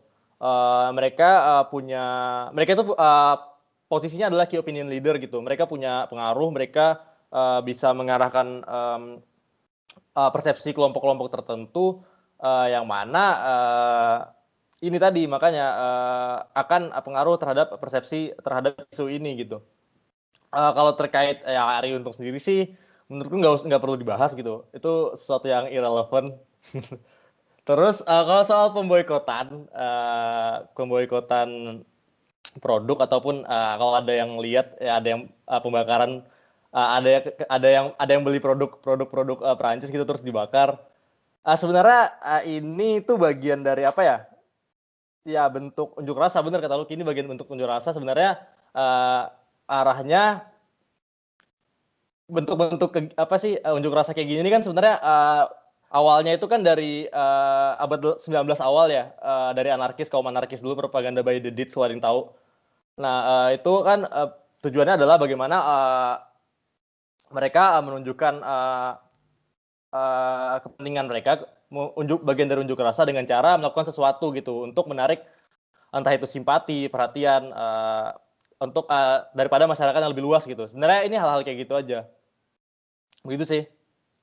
Dan menurutku ya benar kata Lucky tadi, nggak akan terlalu berpengaruh secara signifikan. Ya, terima kasih Wiki atas pendapatnya. Bagaimana tadi sebenarnya, apakah boykot tersebut akan berpengaruh secara signifikan atau enggak? Kemudian yang dilakukan itu ya sebenarnya pembelian dan kemudian pembakaran barang-barang Perancis itu hanyalah sebuah aksi protes seperti itu. Ya, dan tadi kita lihat juga bagaimana sebenarnya posisi pemerintah Indonesia, apakah kemudian telah mengakomodir aspirasi organisasi-organisasi Muslim di Indonesia atau enggak. Tadi apakah sebenarnya hanya elite service doang, tadi sudah mungkin dibicarakan sedikit. Oke, mungkin lanjut ke Anwar, bagaimana perspektifnya tentang hal ini? Dipersilakan. Terima kasih Bang Dayan. Mungkin kalau masalah masalah tentang respon Indonesia, ya slightly agree, karena memang secara official kita dilihat sebagai negara dengan umat Islam terbesar ya, dalam tanda petik. Itu juga yang membuat kenapa pemerintah akhirnya mengeluarkan pernyataan untuk mencekam atau menyayangkan tindakan Macron dan Prancis sendiri. Tetapi mungkin dari belakang, dari sisi politiknya, bisnis tetap jalan gitu kan. Jadi ya ini sebenarnya benar kata tadi, sebenarnya kayak hanya elite service semata. Terus masalah Arie Untung menarik nih. Banyak yang orang nggak tahu itu he is a celebrity gitu loh. He know how to perform in public gitu. Yang paling pertama harus dilihat masyarakat. Karena kan masyarakat kita, mohon maaf ya, masyarakat kita itu uneducated. Jadi melihat sebagai respon itu sebagai respon yang mewakilkan diri dia. Padahal kalau kita lihat dari sisi pandangan selebriti atau artis, dia tuh tahu how to perform in public gitu loh. Jadi jangan dilihat seakan-akan digiring oleh selebriti karena balik lagi, he is a celebrity, he know how to celebrate and performing in public. Kemudian masalah yang tadi juga masalah protes tadi benar, kalau protes nggak ada namanya protes yang terima, dan mereka seakan-akan bertindak sesuai dengan intuisi dan bukan tidak didukung oleh logika doang. Jadi kalau orang udah bilang ya ini ada yang bilang ini jelek, langsung ya kita harus bertindak gimana, tapi tidak memikirkan logik dan aturan yang ada. Jadi contoh yang paling masuk, yang paling sedih bagi tanda petik bagi pengemis ya, mereka beli beberapa banyak dus merek Danone terus dibuang gitu aja gitu loh. Pengemis menangis melihatnya. Terus kayak gitu-gitu ya kan juga nggak logik gitu loh apa yang dilakukan oleh beberapa tindakan Indonesia. Dan juga ini semakin unik lagi dengan perilaku masyarakat, terus ditambah dengan media-media mainstream yang memberitakannya semakin aneh-aneh, kayak demo di depan tempat kursus gitu. Padahal kan depannya itu konjen gitu kan. Jadi media bisa aja gitu menggiring atau membuat berita ke publik gitu, sehingga menambah bumbu-bumbu yang ada di dalam politik ini semua. Itu menurutku singkat aja sih, Bang. Kalau masalah Arie Untung tadi, yang paling poin pertama ya, he is a celebrity, he know how to perform aja sih.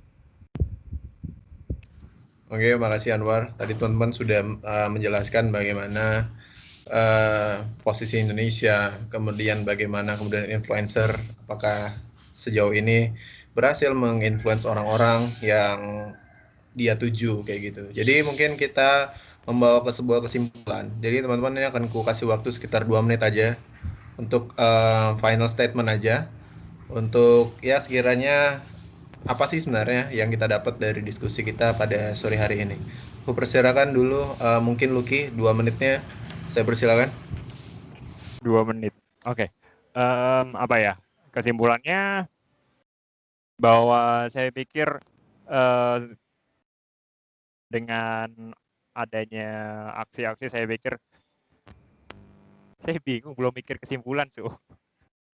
Kesimpulannya apa ya? Kesimpulannya saya pikir isu ini akan cepat berlalu, dan saya pikir diskusinya akan semakin konstruktif antara Prancis dan Islam juga, karena Macron sebenarnya juga sering banget diskusi sama kelompok-kelompok Islam juga, sama Kaltani, terutama sama Kaltani, dan dengan FIF juga saya pikir akan entah berapa tahun lagi, entah berapa puluh tahun lagi, saya pikir akan ada Islam versi Prancis. Kita nggak tahu itu kayak gimana. Dan saya pikir gitu sih. Kita dan kalau bilang Prancis itu anti Islam, saya kurang setuju sih, karena Prancis itu ya negara paling welcome dengan Islam gitu. Bahkan Le Pen walaupun cukup populer kemarin kan, narasinya mungkin membangkitkan jiwa sayap kanan, tapi toh belum menang juga, dan yang menang juga Macron. Saya pikir masyarakat Prancis masih aware, masih cukup welcome sama Muslim sih, dan saya pikir secara konstruktif nanti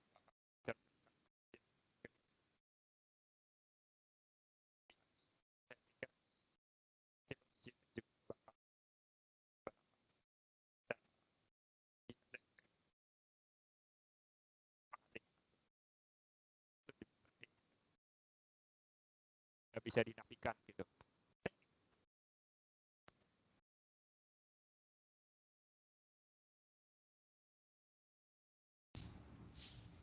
Oke. Terima kasih Lucky atas final statement-nya. Oke, mungkin selanjutnya boleh Dwiki. Persilakan. 2 menit ya? Ya udah, Yep. nih. Sebenarnya isu ini ya, kalau kita bicara isu ini sebenarnya bukan isu yang, iya benar kata Lucky tadi, ini isu yang sebenarnya temporary dan nggak bakal ini. Jadi ketika kita lihat isu ini jadi isu yang besar gitu, sebenarnya ya itu pengaruh dari key opinion leader dan media-media yang akhirnya mengalihkan isu sebenarnya, yaitu terorisme. Jadi masalah-masalah kayak masalah sekularisme, blasfemi segala macam, gitu sih.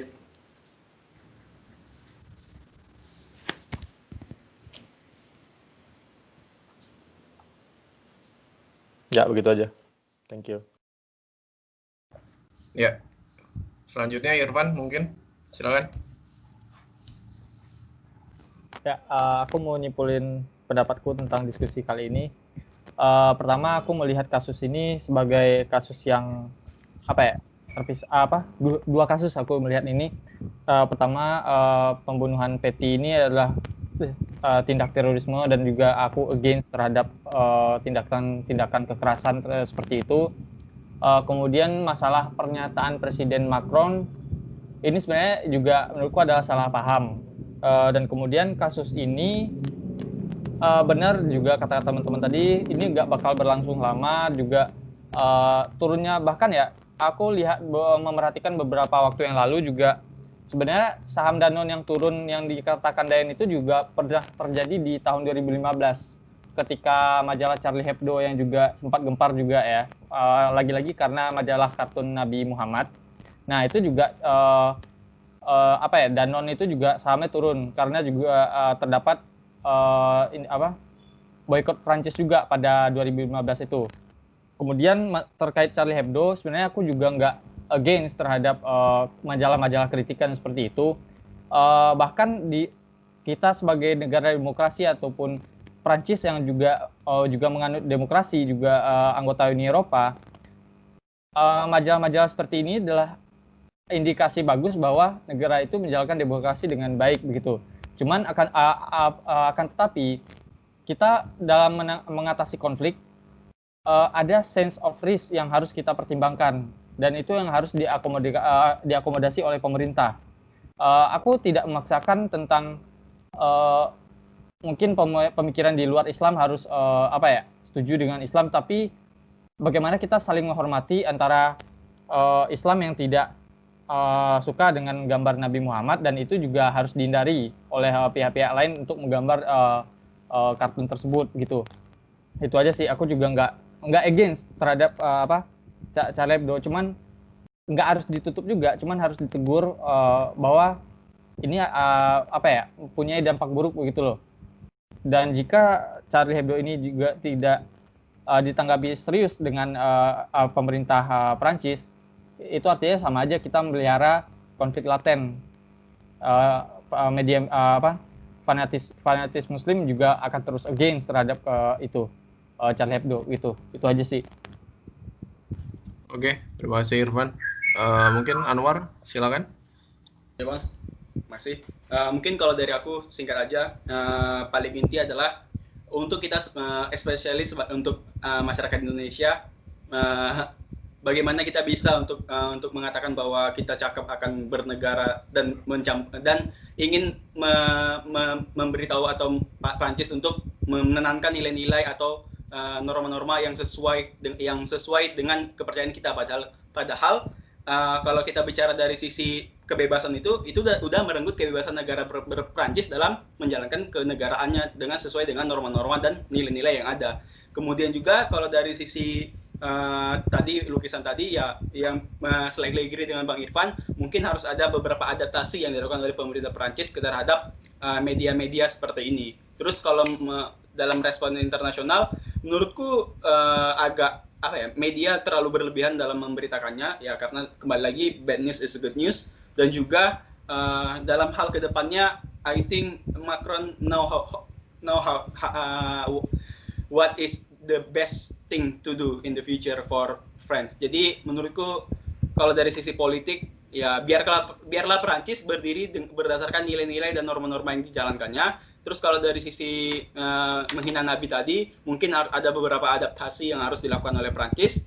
Dari sisi adaptasi menerima beberapa nilai atau mengadopsi beberapa nilai, dan dari sisi yang kedua dari sisi internal Prancis sendiri adalah dalam hal selektif dalam menerima pendatang baru. Itu aja sih. Ya, terima kasih Anwar. Baik, mungkin kita terbawa kepada ujung diskusi kita, di mana secara garis besar kita telah mendiskusikan beberapa hal, bagaimana dengan awal mula dari permasalahan ini, kemudian kita juga melihat bagaimana point of view dari teman-teman tentang sekularisme di Prancis, kemudian kita juga berbicara apakah langkah yang diambil Macron ini cukup tepat, kemudian apakah Charlie Hebdo ini perlu ditutup atau enggak, dan bagaimana sebenarnya posisi Indonesia serta apakah kemudian boykot yang dilakukan ini berpengaruh atau tidak.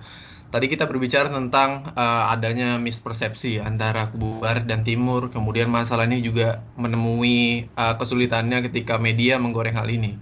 Kemudian beberapa negara timur kemudian melayangkan pendapatnya, Erdogan juga secara lantang menyampaikan pendapatnya akan hal ini. Kemudian tadi teman-teman juga cukup setuju mengenai apakah media ini perlu ditutup atau enggak. Tadi teman-teman mungkin beranggapan bahwa tidak, karena mungkin secara garis besar akan membuat sebuah halangan tersendiri untuk kebebasan berpendapat di Perancis. Kemudian bagaimana respon pemerintah Indonesia? Tadi secara umum teman-teman juga menyampaikan pendapatnya bagaimana hal ini tidak akan berlangsung begitu lama. Kemudian tidak akan juga mempengaruhi hubungan antara Perancis dengan Indonesia juga. Mungkin sebentar saja, setelah itu ya hubungan ekonomi, perdagangan, hubungan bisnis dan sebagainya tetap berjalan. Nah, dari yang kita telah diskusikan tadi, kita juga tadi yang sudah saya sampaikan, kita juga setuju beberapa poin bahwa kita pada satu pemikiran yang sama pada akhirnya. Oke teman-teman, terima kasih atas waktu teman-teman semua telah bergabung di diskusi pada sore hari ini. Terima kasih banget pandangannya, Dwiki. Terima kasih telah hadir, Anwar, Lucky, Irfan. Ya semoga nanti filenya bisa diupload aja. Mungkin ada yang dengar atau enggak, ya nggak apa-apa ya. Pada kita kosong-kosong nggak ngerjain apa-apa, mending diskusi aja gitu kan. Oke teman-teman, terima kasih. Selamat sore. Wabillahi taufiq wal hidayah. Wassalamualaikum warahmatullahi wabarakatuh. Salam sejahtera.